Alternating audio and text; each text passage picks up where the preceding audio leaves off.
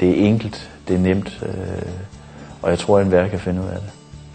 Jeg synes, det er vældig nemt at bruge delebilen, fordi man har alle de muligheder, man kan drømme om 24 timer i døgnet. Jeg har valgt at være medlem af delebilen, fordi vi har et meget lille kørselsbehov, og derfor ville det være alt for dyrt for os at købe vores egen bil. Og så synes vi, at delebilen er et nemt og billigt alternativ til at have sin egen bil. Fordelen er, at det er så fleksibelt. Man kan selv bestemme, om man vil have en stor bil, eller en lille bil, eller en varebil, den dag man skal på lossepladsen måske. Og skal man på ferie med hele familien, så er en forholdsvis stor familiebil en god ting. Og skal man bare lige en kort tur, så er det den mindste.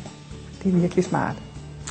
Jeg bruger typisk A-klassebiler. Det er til de korte ture. Det er en lille bil. Den er billig i drift. Altså, det er typisk mig og min kæreste, der er ude at køre, så vi har ikke behov for en stor stationcar at køre rundt i. Så det er de små biler, jeg typisk bruger. For det meste så bruger vi de store biler. Altså dem med det her stationcar. Vi har prøvet cabrioleten en gang for sjov, ikke? En god sommerdag, og det var meget morsomt. Det var det helt sikkert. Man kan sige, det var også en god mulighed for at få lov til at køre i en åben sportsvogn. Den mulighed får man jo ikke hver dag. Så man har ikke bil hver dag, man har kun bil, når man har brug for bil. Fleksibiliteten, altså jeg har lige en aftale, jeg booker hurtigt en delbil, det er impulsive øjeblikke, altså.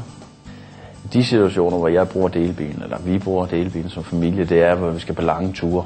Nu har jeg min familie på Fyn, og det gør det immer væk lidt nemmere frem for, at man skal slæve med 2 børn ind til Københavns Hovedbanegård og tage toget og få barnevognen med. Og der gør det ligesom, at vi føler, at vi har lidt luksus i hverdagen.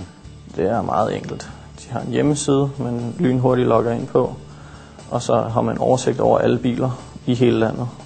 Og så kan man se hvor som helst, når som helst, døgnet rundt, hvad der er ledige biler, og så kan man booke dem. Det tager typisk 3 klik med musen, og så er det det.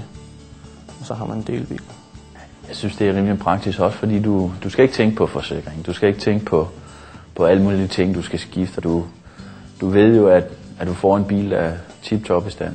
Jeg er ikke mekaniker, så derfor er det en fordel for mig. Det eneste, jeg skal forholde mig til, det er at fylde benzin på bilen. Og der ligger jo et benzinkort i bilen, så det er til at gå til. Man skal ikke have penge op ad lommen. Og det er det eneste, jeg skal bekymre mig om. Altså. Jeg synes faktisk, det er en meget fair pris, man betaler for det, når det er, at man ikke har det større kørselsbehov, vi har.